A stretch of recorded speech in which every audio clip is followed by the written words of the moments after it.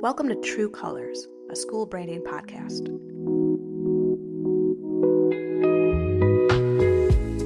Here we learn how to represent your school in a correct, competitive, and compelling way. We bring on experienced educators and experts to discuss the ins and outs of displaying your school's true colors. My name is Madison Carr, the owner of Creative Chameleon Studio. Through brand strategy and design, I help schools look as great on the outside as they are on the inside.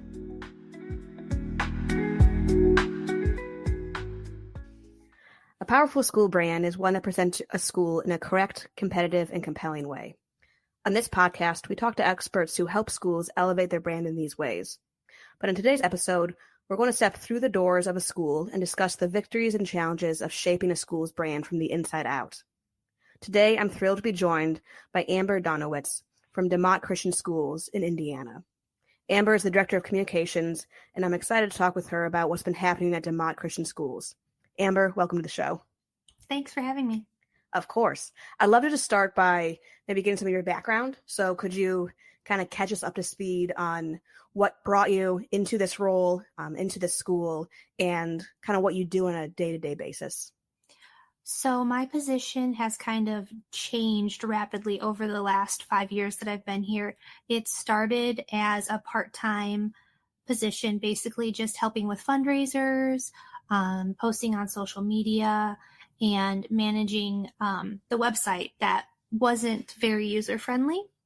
And it has expanded as our student body has expanded and our team has expanded to pretty much any internal and external communications. So within our school district, I send all the mass emails to the community, to parents, our society at large. And so it's greatly shifted. And before that, I was a parent. So that's how I found out about the role.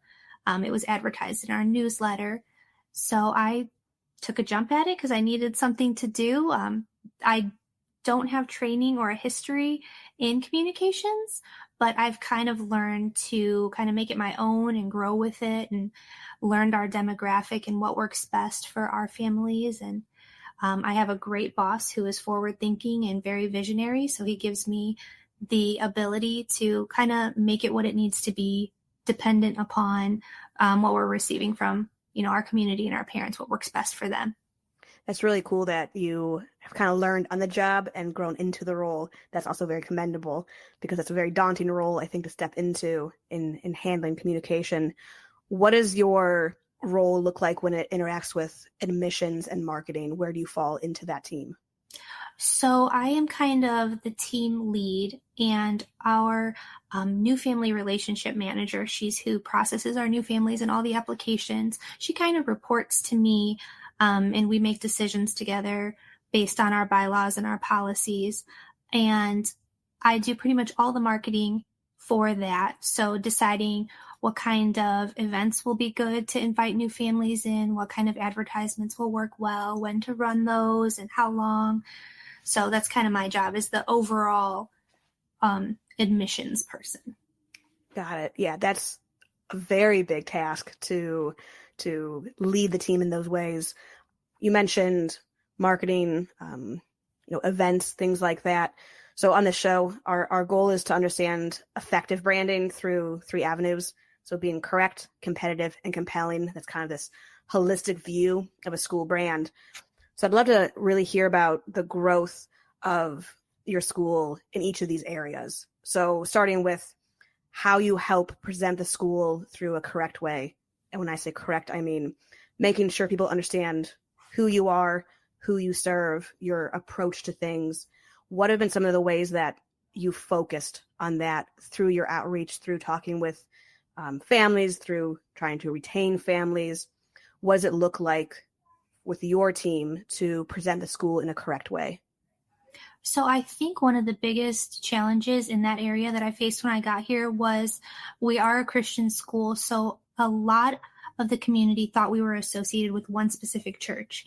And they thought if they didn't attend that church, they might not necessarily be able to come here. So that was a hurdle we had to cross. And how we did that was a lot of community outreach. So we would have events that invited the whole community, not just people who attended our school or current families. It was more for anyone and everyone, whether you were associated with the school or not.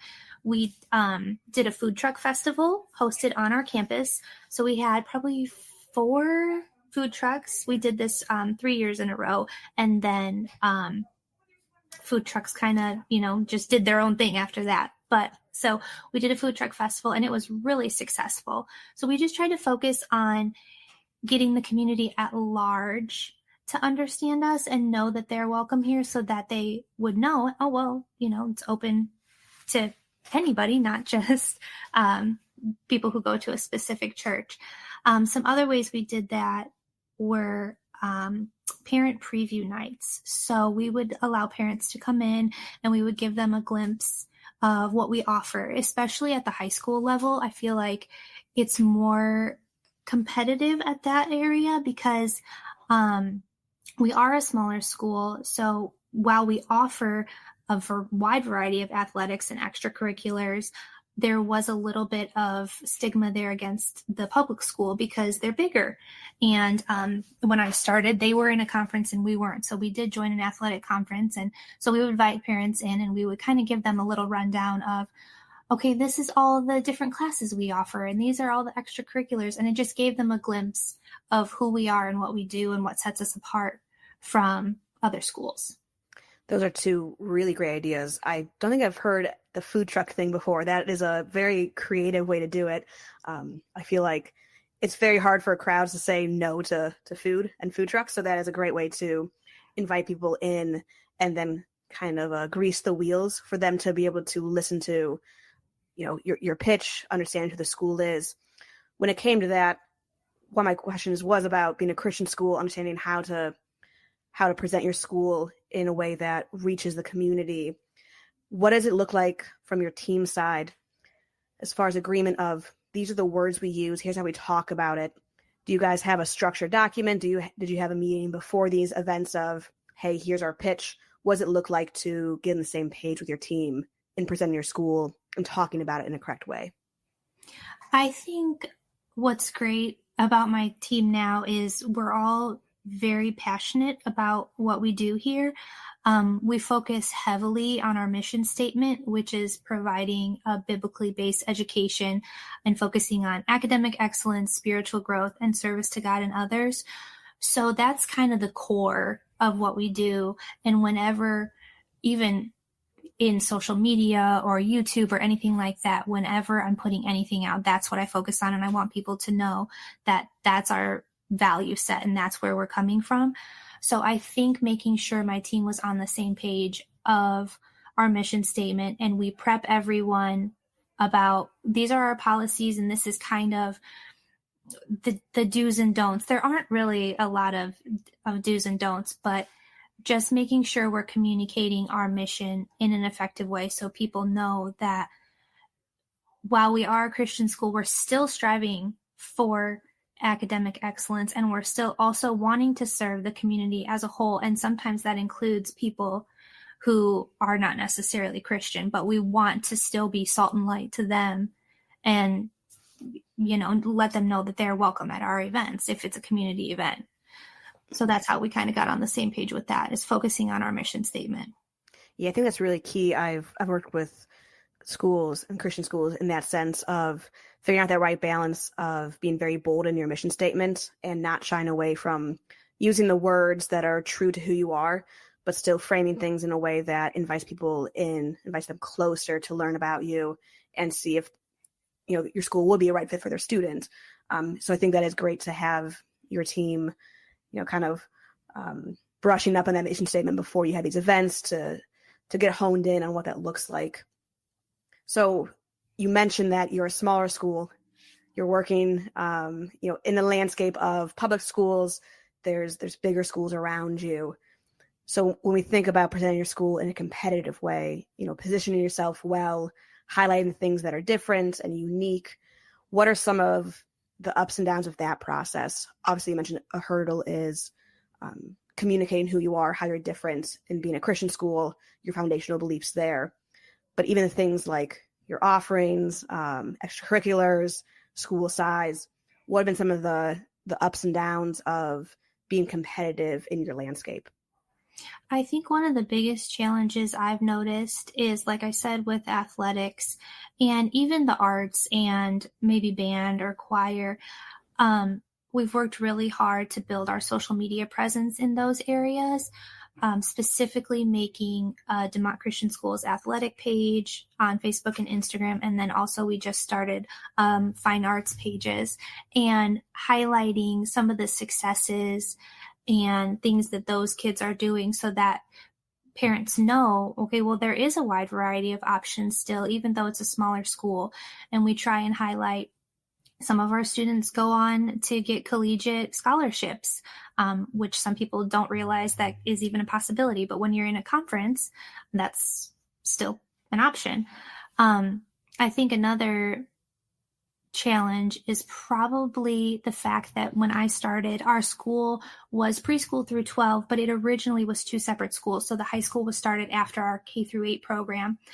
And so there was kind of this gap to fill so people would know, okay, in 8th grade, you can still continue on into high school. And we have this program that we offer because people thought we were two separate entities, but really we're the same school. So over the last year, we decided to do all one name. Our high school was originally Covenant Christian, and now it's also Demotte Christian. And our grade school had a different mascot, the Eagles. And so we made that cohesive. So really cohesive branding has helped in presenting the school as a whole. And so then when we give tours to potential families, we have a packet that includes, no matter what grade you're going into, a packet that includes preschool through 8th grade, what we offer, the activities, the extracurriculars, and just a variety of different information. So they know, okay, they offer a lot. This is a long-term thing. You know, even if you're coming for preschool, we have some families who come in that grade and then they decide to leave to go to a different school. So we're trying to kind of get away from that so that, you know, if you invest in preschool, we want you here through 12th grade and here's everything we have to offer. So we do try and give a lot of information up front. And I think being involved in the community too has really helped us. We'll do, we have a Chamber of Commerce that supports local businesses. And so we try and be involved in as many events as we can for that. We have a yearly festival in town. And so we always host a booth that sells pastries, which everybody loves. You know, food brings everybody together.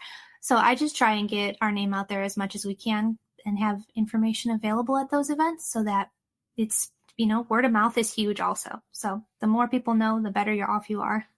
Yeah, absolutely. I think the idea of really selling families on that long-term investment is so key.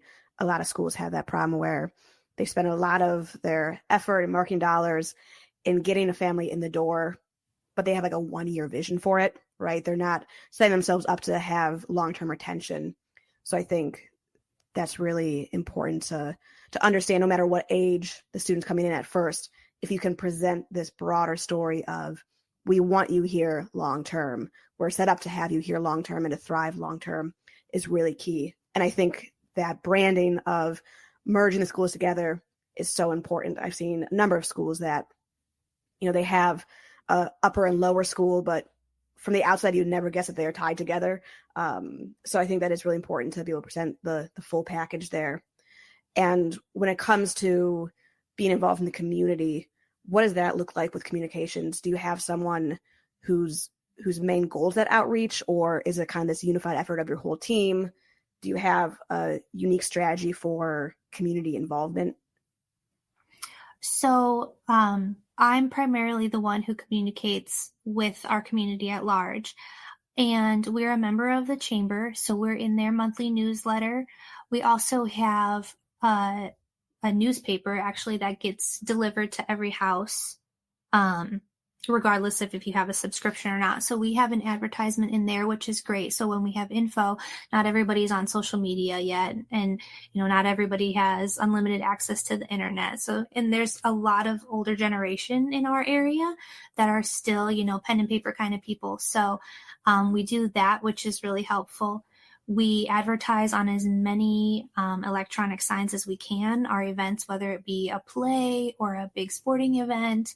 And then, like I said, we do try and take part in the community festivals that we do and at least have a presence. So that way we're relatable and people know that, we're involved and we want to be involved and have your kiddos at our school if that's what you choose.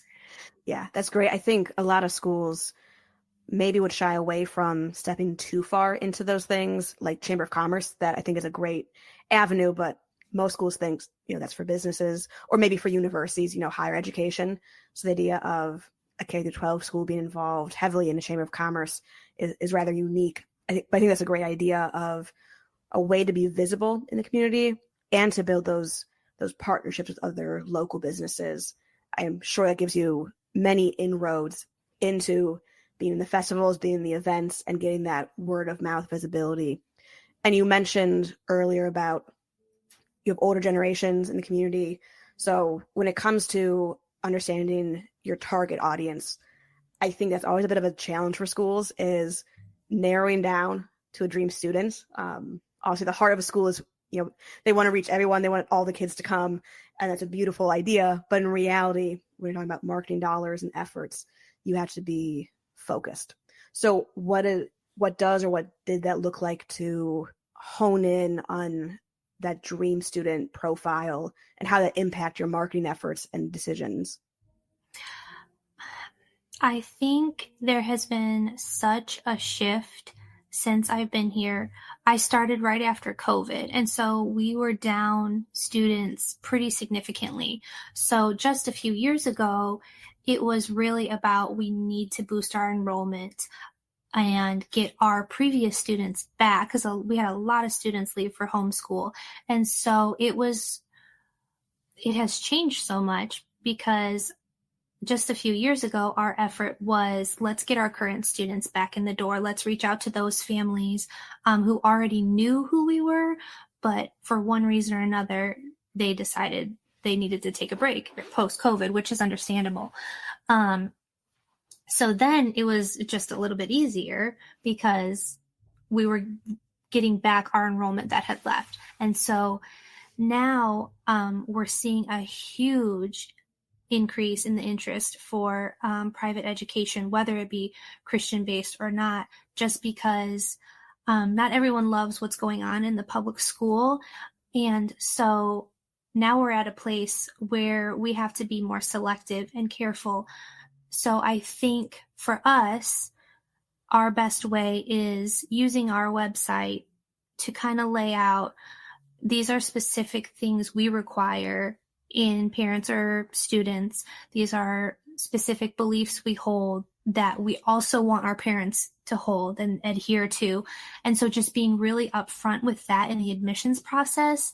And when anyone reaches out about, a potential spot in our class list, we very openly communicate with them, here's what makes us who we are, and here's what sets us apart. And if you're willing to partner with us in that, then that's great. So I think just being clear about your expectations up front. And we don't really do that like on social media or to the community at large. It's more parents who reach out with interest.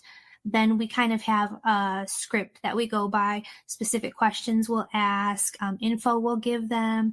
And it's basically our policy manual kind of narrowed down. And we highlight the most important parts that they would need to know that would have impact whether they were given admission or not. Yeah, I think that's a really helpful way to view that broader funnel is, the community outreach, the general marketing brings people in, that general interest. But then once you've identified these are the people that are, they've narrowed it down to one or two options and we're one of those options, that's when we really do that finer vetting. And I think you absolutely nailed it, in the wake of COVID and especially a lot of the focus on the changing legal landscape when it comes to school choice. I think many schools, both public and private, are in this kind of new era of understanding how do we reach families, I'm a massive advocate of school choice. I was homeschooled. I'm a Christian, so I completely advocate for school choice.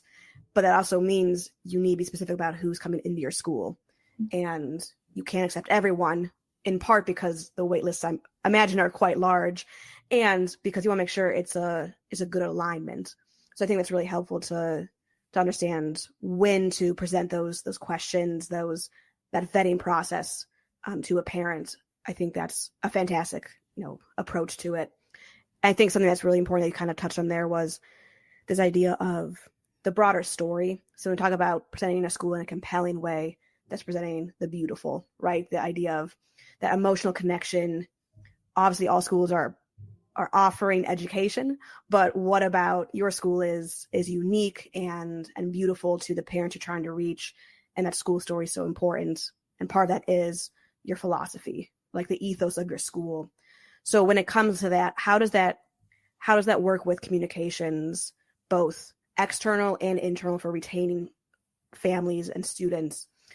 How do you kind of balance that emotional side of things, telling the emotional story, but also telling facts and information?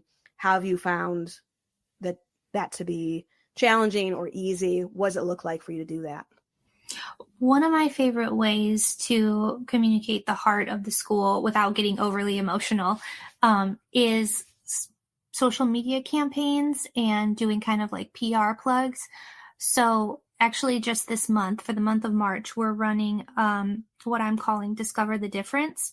So I'm highlighting each week of March a different aspect of our mission statement. So this week I'll focus on academic excellence. Next week I'll focus on spiritual growth. The following week will be service to God and others.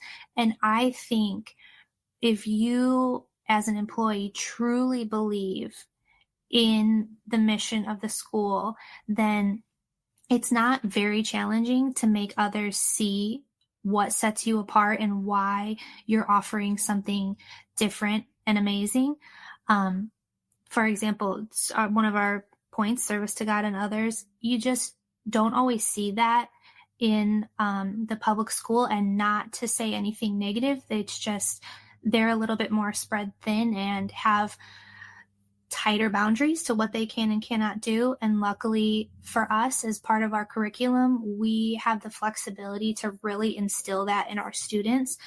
And so I think picking out those special things that you don't necessarily see in another school is important. And it's hard to learn what those are. And you really have to get to know the parents coming in and that are here through the admissions process, which is where it really begins. I mean, everything starts when that parent first emails you. You want to get to know them. You want to ask them the right questions, and you want them to know you're invested in them, because that's what is going to keep them here through grade 12. If they feel like this is where they belong, this is their home away from home, you're partnering with them, you want what's best for their child, you're going to listen to them, and also challenge their student or come alongside them when things get hard. So really learning your parents and setting a culture for your school will help you realize where you excel and where you can promote, what ideas and what values you have that maybe someone else doesn't. We have several other Christian schools in the area, and while we're not in competition with each other because we're kind of in different geographical regions, we do still have to, let people know what sets us apart from them, because some of them are in that borderline where they could go to one or the other. And not that I would ever say anything negative about another school, but here's all these amazing things we have to offer. Like I said, our students in 9 through 12, each and every year, at no cost to them, we raise the money for it. They all go on service week trips. So for a week, we send them, whether it be out in the community here as freshmen or, to Kentucky or Michigan, wherever. And for their junior and sophomore year. And then senior year, they go to an orphanage in Mexico and they serve for a week. So really anything that you can highlight that maybe another school is not doing, that's just an incredible thing that you offer, it is great. And I think doing that now through social media is one of the biggest avenues we're finding that is successful. Yeah, that's fantastic. And that's a incredibly awesome experience too, to be able to put in front of parents and say, this is part of our mission and here's how we're promoting it and propelling it forward. And I think you're right on the target of, as a Christian school, there are other Christian schools in your area. I think a lot of Christian schools are experiencing this, where there's a bit of a struggle of how do we position ourselves competitively without, undercutting needlessly at other Christian schools. We are in the same, we're in the same boat in a very real sense, and we should be partners, but also we are, we're trying to find the students that are the right fit for our school. And I think that is a real challenge of, when it comes to marketing, is how do you do the nice kind of marketing where you're not taking the digs, you're not bad mouthing schools that in a broad sense you are in partnership with. So I think that is really great to say, let's look at ourselves and say, here's good things that we're doing that align with our mission that maybe other schools aren't or aren't able to offer, and we can promote them in a good, healthy way. And I really liked what you said about that you're viewing March as an opportunity, as a campaign to highlight your mission statement. I think a lot of schools have a hard time figuring out, okay, we have a mission statement. We've done all the work of putting together a mission statement. Now, how do we apply it? And when we talk about brand strategy, that's something I do with schools, is saying, okay, we're going to get alignment. We're going to, do all the thinking, all the strategizing, but then where the rubber meets the road is, how do we package it in a way that, gives our team something to do with it? I think a lot of schools have, maybe a very lengthy document somewhere in, the files of their school that explain all these things, but they're not actionable, right? They're not digestible to the team at large, and they're not giving them parameters to work with. So I think that's a great way to say, let's look at campaigns that we can really leverage. We can really leverage our mission statement. That I think is a great, actionable, and good advice to give other schools is, hey, look at that for a month. How can we break down our mission statements and highlight the things that you might not see from the outside, or you might not see it in an aerial view of our school? So kind of to land the plane here, I talk with a lot of different people in schools of different roles, but for someone who is not in the role of a director of communications, in your experience, what is one thing you wish everyone could understand about your role? Or maybe what's kind of a common thing people get wrong about your role? If you had to give someone a quick rundown or quick word of advice for being a director of communications, what would that look like? Right off the top of my head, I would say develop thick skin, because there are a lot of critics, and when you're communicating with a very large amount of people, not everybody's going to like what you're doing. Not everybody's going to like what you're putting out there. But if you're doing it to the best of your ability and you are portraying your school in what you think is the best light, and you're really focused on what sets your school apart, and you're invested in your families, then I think that you can sit easy and you can know that you're doing your job properly. And also, you have to be able to change what you're doing at the drop of a hat. When you're in communications, it's kind of a day-by-day thing. You can't really have a concrete plan for what you're going to do, because something usually always comes up. Somebody needs something, and you have to shift gears easily. So I think flexibility is huge too in this kind of role. And being innovative, you kind of have to think 3 steps ahead. What's working right now might not work next year, and what's working for the current culture of your school might not work for, the next generation that's coming in. So just constantly be learning. I'm always researching different kinds of ways, especially with the way AI is growing and all the different things that are coming in. So you have to learn that stuff if you want to, stay ahead of the game and keep your school competitive. You have to be competitive with it. Yeah, I think that's something I've seen time and time again from anyone who's on like an admissions marketing team, is learning that balance of having a long-term strategic outlook, but also remaining flexible. And I think that's a balance a lot of people don't enjoy, which is why not everyone's cut out for working in admissions or communications, but if you can navigate that balance, then you're all the more better for it. So I think that's really helpful to have that, boots in the ground experience of being ready for change as it comes and being flexible, but also having the ability to look long term and say, we have a target, we have an end goal in mind, and here's what we need to do to get there. I think that's really helpful.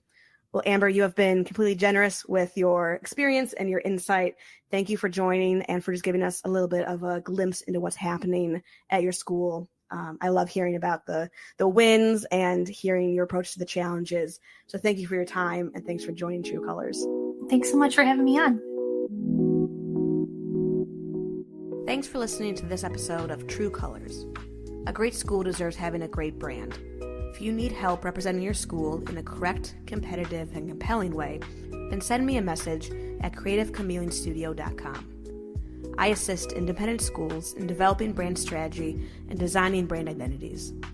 More information on Creative Chameleon Studio and today's guest is available in the show notes. If you received helpful information today, please consider leaving a 5-star review and sharing the episode. And tune in for the next episode of True Colors.